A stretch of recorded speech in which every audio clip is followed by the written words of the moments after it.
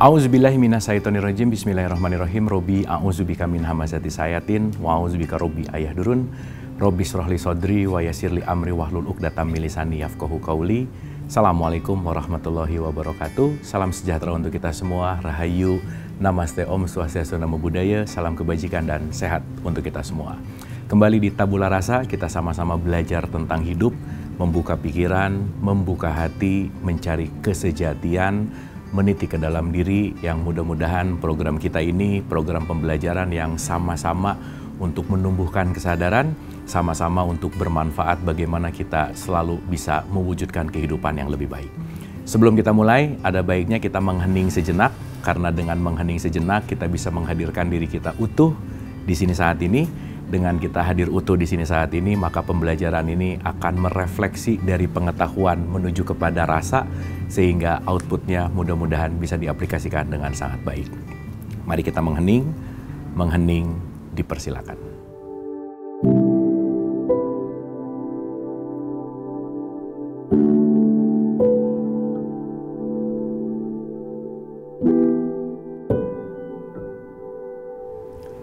Selesai? Terima kasih, semoga kita sudah ada di halaman yang sama, di energi, frekuensi, vibrasi yang sama untuk sama-sama belajar. Dan saya tidak bosan mengingatkan bahwa saya bukan mau menceramahi, bukan mau bertausiah, bukan berarti ini paling benar, tapi mudah-mudahan ini menambah puzzle-puzzle pengetahuan untuk memperkaya hasanah pengetahuan kita, terlebih dari pengetahuan kita transformasikan ke dalam kesadaran. Banyak hal yang sudah kita bahas, banyak hal yang sudah kita selami. Kita memahami konsep cipta, merubah paradigma bukan dari tidak ada menuju ada, tetapi dari Sang Maha Ada menjadi kita semua. Kita adalah satu kesatuan yang tidak terpisah, oneness, kita ini bukan manyness, all connected, semuanya terhubung, dan semua apa yang terjadi pada hidup kita itu tergantung pemilihan kita. Dan kita sudah bahas bahwa kita ini dikasih program, diinstal program yang menjadi drama hidup, yang mudah-mudahan setelah mulai menyadari lebih dalam, kita tidak memperbanyak, tidak memupuk drama hidupnya, tetapi bisa lebih menikmati dan mengalirkan hidup yang lebih baik.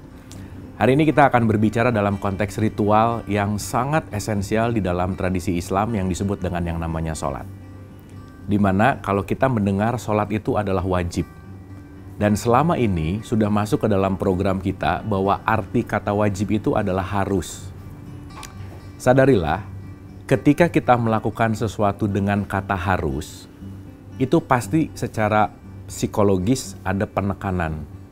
Maka harus itu biasanya penekanan, dan biasanya dilakukannya itu dalam tanda petik itu sulit untuk keadaannya ikhlas. Kenapa?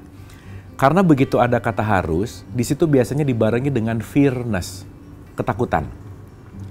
Dan dalam psikologis, ketika kita dalam ketakutan, yang kita akan cari adalah faktor eksternal. Kita akan mencari keluar. Fokus di luar akan jauh lebih penting daripada fokus di dalam. Maka mari kita reprogramming. Mari kita merubah paradigma. Dari kata wajib yang selama ini adalah harus, tetapi mari kita rubah sedikit aja pemahamannya. Wajib itu adalah memerlukan. Jadi kalau saya wajib sholat, saya perlu untuk sholat. Berarti sholat itu keperluan, bukan keharusan. Maka dilakukannya karena saya memang perlu. Contoh, kita makan. Makan itu kan bukan harus gitu sebetulnya. Tapi saya perlu makan untuk hidup. Gitu ya, memerlukan. Sehingga ketika kita memerlukan, kitanya melakukan, di situ minimal ada kesadaran. Di situ minimal tidak terpaksa. Dan ketidakterpaksaan itu yang akan membuat kualitas sholat kita menjadi sholat yang sangat memenuhi esensialnya. Sangat sesuai dengan tujuan apa penciptaan kita. Kenapa kita diwajibkan untuk sholat, untuk memerlukan sholat. Karena nanti outputnya adalah kembali menuju kepada kesejatian yang lebih baik. Mari kita elaborasi. Secara bahasa, kalau kita renungkan dan kita selami lagi, kalau kita berbicara dengan konteks yang namanya sholat, sholat itu artinya secara esensial adalah keterhubungan atau connected, gitu ya. Berarti kalau keterhubungan, ada yang harus dihubungkan kembali. Ada yang harus sambungannya tuh harus dihubungkan ulang, gitu kira-kira. Berarti ketika kita sholat, ada sesuatu yang harus terhubung kembali. Maka, kenapa di sholat itu ada Al-Fatihah? Al-Fatihah itu nanti di dalam isinya salah satunya ada ihdinas sirotol mustaqim. Tunjuki jalan yang lurus. Tunjuki jalan yang lurus. Berarti kita ketika lupa dalam tanda petik, tidak terhubung dalam tanda petik, berarti kita lagi belok sedikit tuh. Maka begitu kita belok sedikit, kita kembali ke lurus. Belok lagi sedikit, kita kembali ke lurus. Udah lurus, lebih lurus lagi, dan terus itu adalah proses yang sangat dinamis. Maka nanti kita mengerti bahwa sholat itu adalah pola latihan. Penting untuk diingat, reprogramming self, merubah program diri, itu tidak bisa kalau tanpa sebuah yang namanya latihan.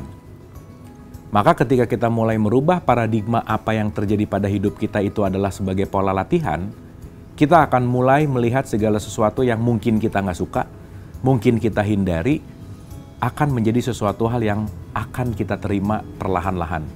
Karena kenapa? Contoh, ketika kita menghadapi, sebagian orang kadang-kadang ngomongnya tuh gini, bad day gitu. Padahal bad-nya tuh cuma 1 hari, cuma 1 jam, maaf. Tapi dia ngomong bahwa hari ini tuh bad day banget gitu. Padahal itu cuma 1 jam gitu, bad mood-nya. Tapi sehari-hari ini jadi bad semuanya, jadi buruk semuanya gitu. Artinya apa? Jangan sampai kesalahan kecil atau dalam tanda petik ketidaksadaran kecil membuat keseluruhan kesadaran kita jadi tertutup sangat rapat gitu intinya.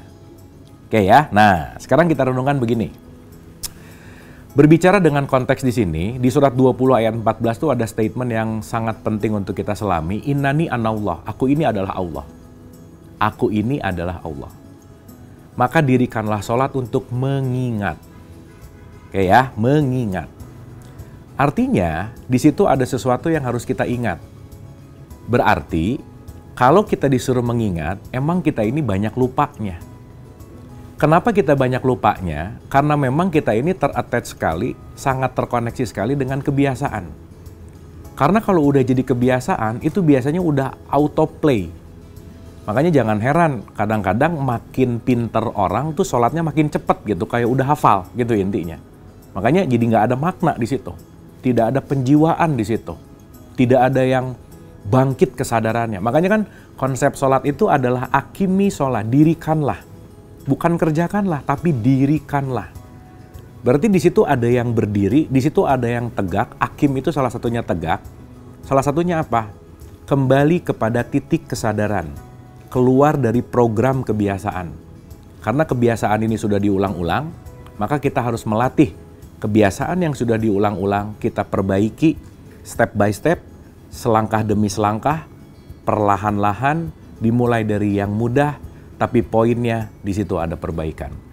Maka sholat adalah sebagai latihan. Apa yang perlu kita latih, kita akan bahas beberapa saat lagi.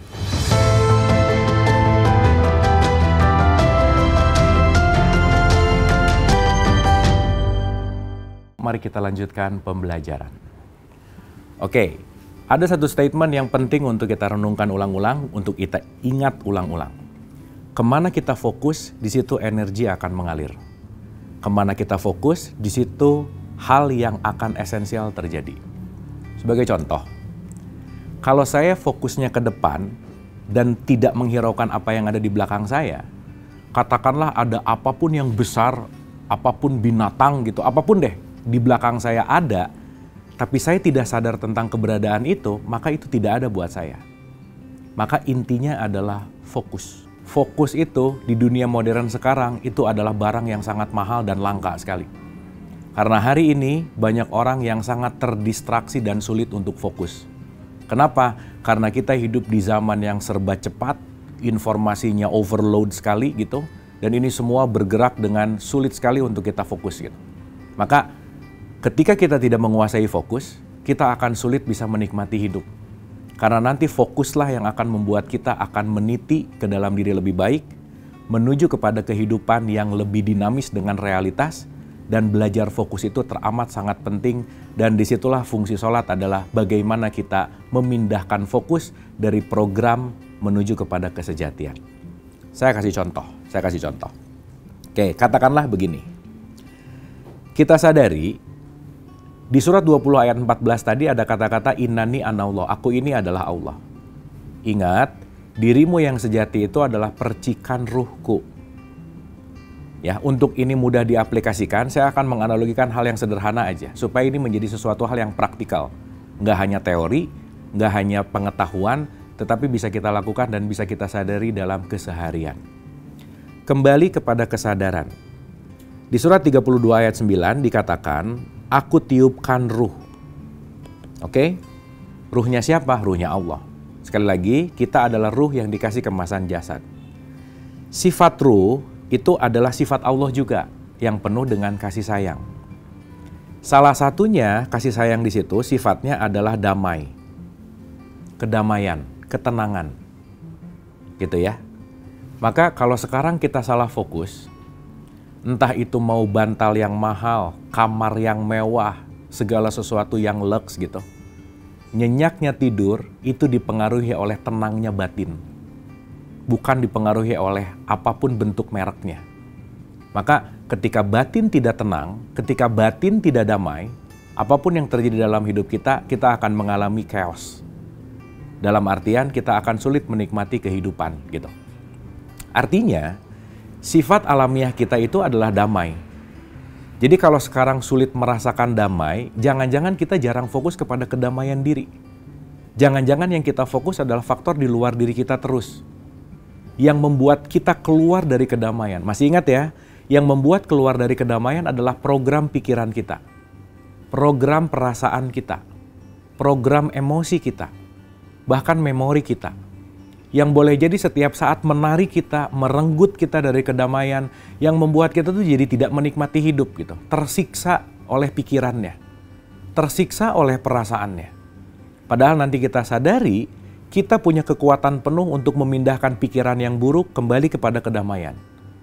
Untuk memindahkan perasaan yang buruk kembali kepada kedamaian. Tapi karena kurang latihan, atau memang tidak dilatih, maka kita berputar-putar di dalam drama hidup itu sendiri. Di dalam program itu sendiri. Maka sekali lagi, bahagia atau tidak, damai atau tidak, tenang atau tidak, itu semua adalah pilihan. Oke, saya kasih contoh. Ketika kita berbicara masalah rohani, inilah diri sejati kita. Diri sejati kita itu adalah pusat kedamaian. Total peace gitu. Damai aja. Jadi kalau lagi merasa nggak damai, sadarilah, saya lagi tidak menjadi diri sejati nih. Saya lagi dikuasai oleh diri ilusi saya. Bisa jadi keinginan, bisa jadi kemauan, bisa jadi ekspektasi. Apapun. Yang jelas, kita lagi dikuasai oleh faktor program kita. Kita lagi dikuasai oleh ego kita, bahasa gampangnya. Di luar ruh itu ada instrumen, sekali lagi, namanya adalah ego. Oke? Namanya adalah ego. Nah sekarang kita renungkan. Mana sih yang lebih dominan dalam keseharian kita? Apakah ego kita atau nurani kita? Apakah pikiran kita atau hati kita? Berapa banyak kita berdialog dulu dengan Allah untuk melakukan atau memilih sesuatu? Yang jangan-jangan faktor ilahiyahnya dipinggirkan. Kenapa? Yang penting terjadi sesuai dengan keinginan saya. Yang penting terjadi sesuai dengan ekspektasi saya. Sehingga kita lupa bahwa kita ini adalah makhluknya. Sehingga mengenyampingkan rohani, mengenyampingkan peran Allah di dalam diri kita, itu akan membuat keakuan kita tuh jadi besar. Ego secara bahasa itu artinya adalah aku kecil. Ruh itu adalah aku besar, gitu kira-kira. Dan ini sistemnya flip-flop gitu. Kalau aku kecilnya muncul, maka aku besarnya pasti nggak muncul di situ. Berarti ketika aku kecilnya muncul, kita lagi dikuasai oleh ego. Ingat, begitu kita dikuasai oleh ego, kita sedang tidak menjadi diri sejati. Jangan lupa, puncak dari apa yang kita lakukan setiap hari, apapun, saya rasa kita semua hanya untuk mencari kebahagiaan. Tapi banyak yang mencari kebahagiaan pada objeknya, pada relasinya, pada materinya. Padahal kebahagiaan itu terletak pada kedamaian di dalam diri kita. Tidak pernah ada kebahagiaan di luar diri kita. Maka ketika kita salah mencari, salah menggapai, Justru alih-alih kita kehabisan waktu dan kehabisan tenaga untuk mencari, tapi kita tidak pernah menemukan. Maka nanti kita mengerti bahwa betapa pentingnya sholat 5 waktu, itu kaitannya adalah terkoneksi dengan diri sejati kita. Supaya kita mulai menyadari bahwa diri ilusiku tuh yang mana ya. Supaya mulai menyadari bahwa aku yang pemarah tuh ternyata bukan diriku yang sejati. Tetapi diri sejatinya justru malah tertutup oleh ego itu sendiri. Maka dalam bahasa Arab, tertutup itu bahasa artinya adalah kafir. Maka orang yang kafir adalah orang yang menutupi dirinya oleh egonya sendiri. Sehingga keilahiannya tidak muncul, kedamaiannya tidak muncul. Maka bawaannya pasti pengen menilai orang, menjelekan orang. Kaitannya di situ adalah perselisihan. Dan itu pasti membuat hidup kita tidak tenang. Sholatnya selama ini hanya dilakukan dalam bentuk olahraga, tapi tidak terhubung dengan sang diri sejati kita. Bagaimana proses terhubung terhadap diri sejati kita? Kita akan bahas beberapa saat lagi.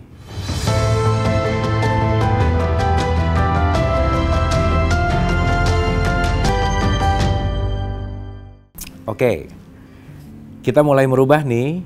Sholat bukan kewajiban yang harus, bukan rutinitas, tetapi sarana latihan untuk memindahkan fokus kita dari diri yang ilusi menuju kepada diri yang sejati. Menuju kepada puncak dari kedamaian itu sendiri. Nah, mari kita mulai sadari satu poin penting aja. Misalkan, jangan lupa kita ini adalah bagian dari alam. Maka kita sebagai manusia disebut mikrokosmos. Alam ini disebut makrokosmos. Tuhan atau Allah disebut metakosmos. Maka ketiga kosmos ini menyatu dalam alam semesta. Itulah kenapa salah satu orang yang hari ini banyak khawatir, stres, depresi, pasti kekurangan koneksi dengan alam. Pasti banyak hubungan tidak baik dengan alam. Itulah kenapa sebelum sholat, kita dalam tanda petik diperintahkan untuk menyatu dulu dengan alam. Maka wudhu kaitannya itu sama air atau enggak tanah. Supaya kita kembali dulu ke alam. Artinya kita kembali ke alam itu juga mulai mempelajari bahwa alam ini bekerja sangat alamiah. Tidak pernah ada pohon jeruk ketika di sebelahnya adalah pohon semangka. Pohon jeruk tuh pengen jadi semangka tuh nggak ada gitu. Tetapi alamiahnya di mana pohon jeruk, pasti dia pengen jadi jeruk yang terbaik. Pasti pengen jadi dirinya yang terbaik. Dan untuk tumbuh dan berbuah itu pasti perlu waktu.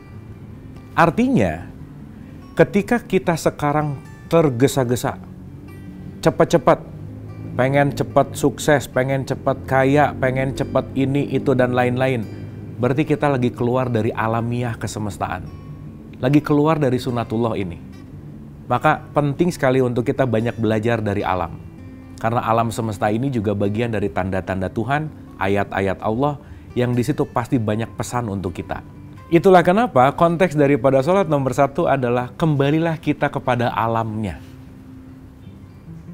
Kembalilah kita kepada alamiah nature kita. Kalau bahasa sederhananya, kita tuh diberikan passion. Kembalilah ke alam kita. Karena begitu kita mulai mendekati alam kita akan mulai mendapatkan banyak pengalaman. Ketika kita mulai pengalaman, kita mulai memiliki kepercayaan diri akhirnya. Sehingga ketika kita mulai mengenal diri sejati, diri sendiri, di situ kita akan mulai berdamai dengan diri. Bagaimana kita akan berdamai dengan pasangan misalkan? Bagaimana kita akan berdamai dengan anak misalkan?